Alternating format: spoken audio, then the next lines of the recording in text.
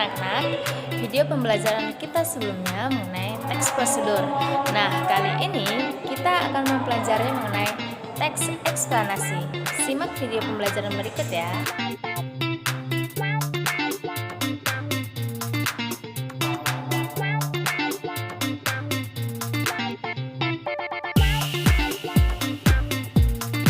Gambar-gambar tadi berhubungan dengan teks eksplanasi.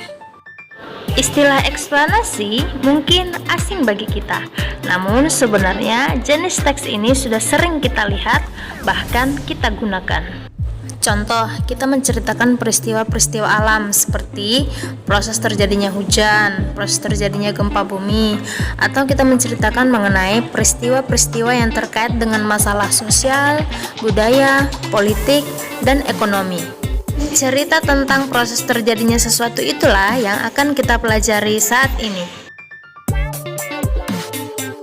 Teks eksplanasi merupakan teks yang menjelaskan tentang asal-usul, proses, atau perkembangan suatu fenomena, mungkin berupa peristiwa alam, sosial, ataupun budaya. Nah, di teks eksplanasi, dia menggunakan banyak fakta dan pernyataan-pernyataan yang memiliki hubungan sebab akibat atau hubungan kausalitas. Nah, sebab ataupun akibat berupa sekumpulan fakta yang menurut penulis memiliki hubungan kausalitas dan bukan pendapat penulis itu sendiri. Dia berupa fakta. Ciri-ciri teks eksplanasi. Nah, yang pertama, berisi fakta. Yang kedua, fenomena yang bersifat keilmuan. Dan yang ketiga, bersifat informatif. Yang pertama, bersifat fakta. Ya, tentu ya, teks eksplanasi itu merupakan fakta karena dia ditulis berdasarkan kejadian yang benar-benar terjadi. Yang kedua, fenomena yang bersifat keilmuan. Nah, di sini dia berkenaan dengan ilmu pengetahuan tertentu. Contohnya itu fenomena terjadinya hujan ataupun aurora. Itu kan berhubungan dengan ilmu pengetahuan alam atau IPA. Yang ketiga itu bersifat informatif. Ya, pasti teks eksplanasi itu memberikan informasi atau menerangkan kepada pembaca bagaimana proses terjadinya sesuatu itu. Nah, sekarang kita masuk ke struktur teks eksplanasi. Yang pertama itu identifikasi fenomena. Pada paragraf ini dia menjelaskan secara umum mengenai fenomena ataupun menjelaskan latar belakang suatu fenomena tersebut. Contoh yang kita ambil mengenai fenomena yang terjadi saat ini, yaitu virus corona.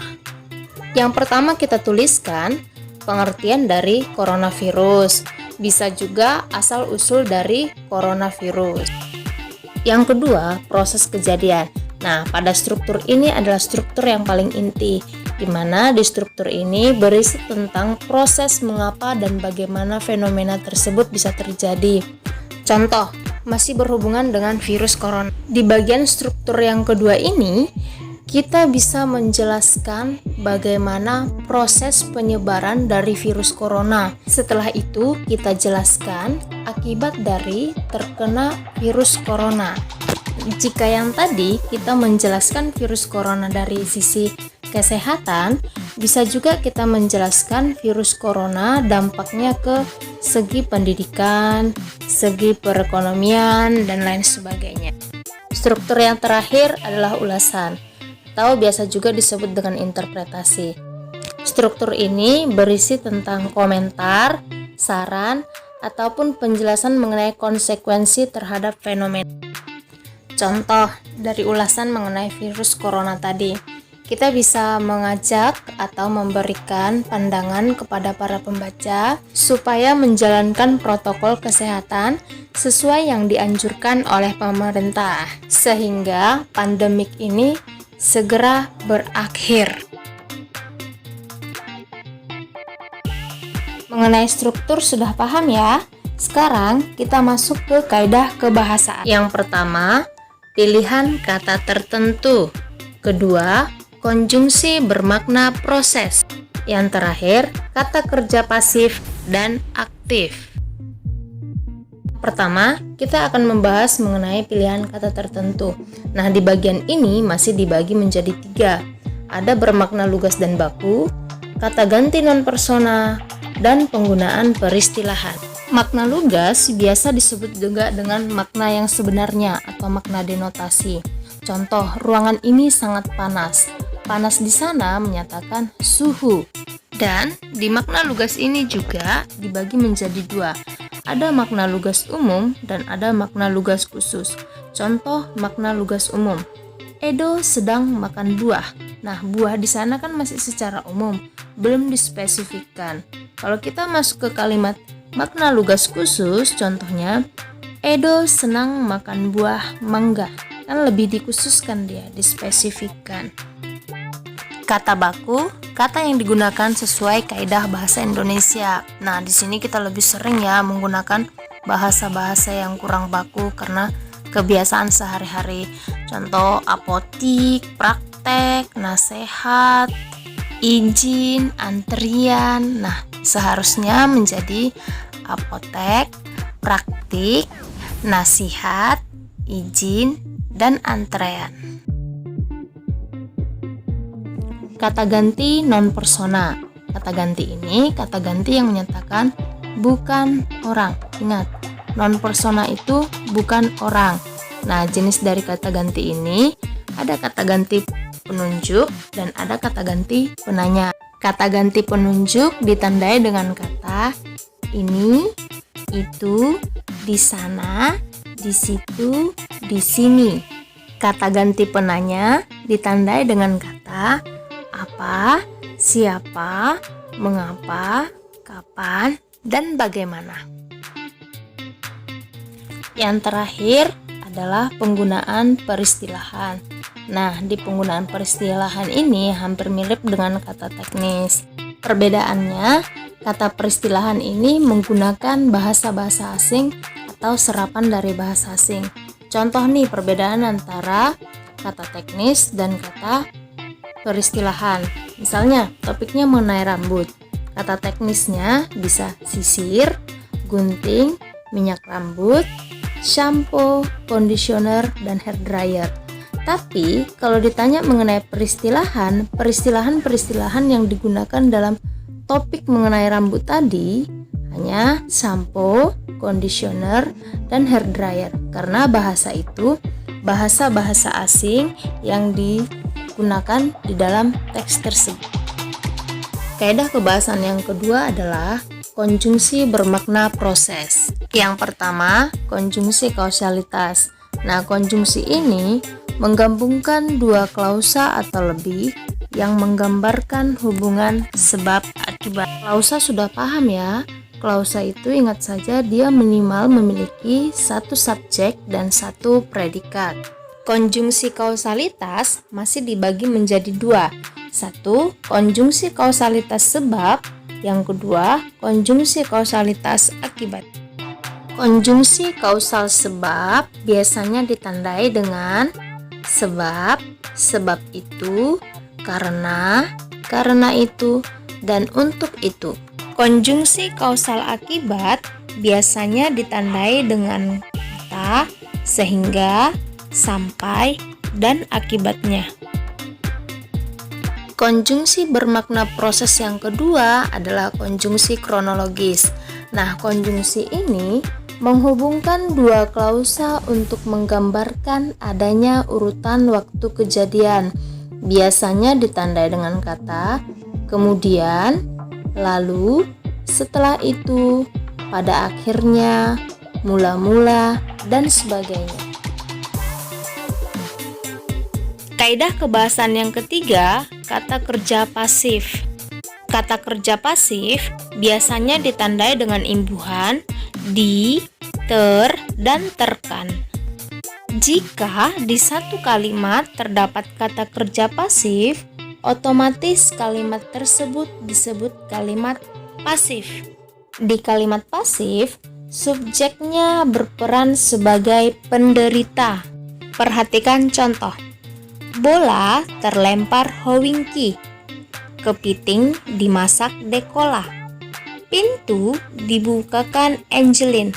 Nah, di ketiga kalimat tersebut, subjek berperan sebagai penderita.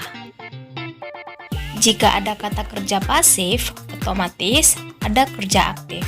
Nah, kata kerja aktif biasanya ditandai dengan imbuhan ber dan me. Pada kalimat aktif, subjeknya berperan sebagai pelaku. Berbeda dengan kalimat pasif tadi ya, subjeknya berperan sebagai penderita. Contoh, Howinki melempar bola. Subjeknya Howinki, predikatnya melempar, dan objeknya bola. Howinki berperan sebagai pelaku. Jika kalimat kita ubah menjadi kalimat pasif, bola dilempar Howinki. Bola sebagai subjek, dilempar sebagai predikat, dan Howinki sebagai objek. Dan bola perannya sebagai penderita. Kalimat aktif masih dibagi menjadi dua. Ada kalimat aktif transitif dan ada kalimat aktif intransitif. Kalimat transitif, kalimat yang memiliki objek. Nah, kebalikannya, kalimat intransitif adalah kalimat yang tidak memiliki objek. Nah, perhatikan contoh di sini. Ingat, kalau dia kalimat transitif, dia memiliki objek dan predikatnya diawali dengan imbuhan me dan kata dasar. Perhatikan contoh. Nenek memainkan bola. Jean memanjat pohon. Matthew menggunting rambut. Nah, ketiga kalimat itu memiliki objek. Dan kalimat transitif bisa diubah menjadi kalimat pasif. Kalimat intransitif. Nah, ingat, intransitif itu tidak memiliki objek dan predikatnya selalu diawali dengan imbuhan ber. Berbeda dengan transitif tadi ya, imbuhannya diawali dengan me dan kata dasar.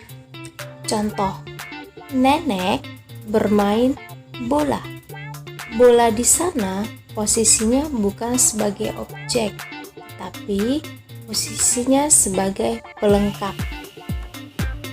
Akan tetapi, jika kalimatnya nenek memainkan bola, ya, di situ baru kata bola posisinya sebagai objek dan kalimat itu merupakan kalimat transitif karena diawali dengan imbuhan me. Contoh kalimat intransitif yang lain.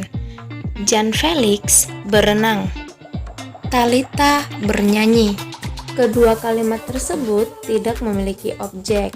Ingat ya, transitif memiliki objek, sedangkan intransitif tidak memiliki objek. Dan imbuhannya, kalau dia transitif, diawali dengan imbuhan me, sedangkan intransitif diawali dengan imbuhan ber. Semoga dengan video pembelajaran ini, kalian memahami pengertian, struktur, dan kaidah kebahasaan teks eksplanasi. Sampai jumpa di video pembelajaran selanjutnya.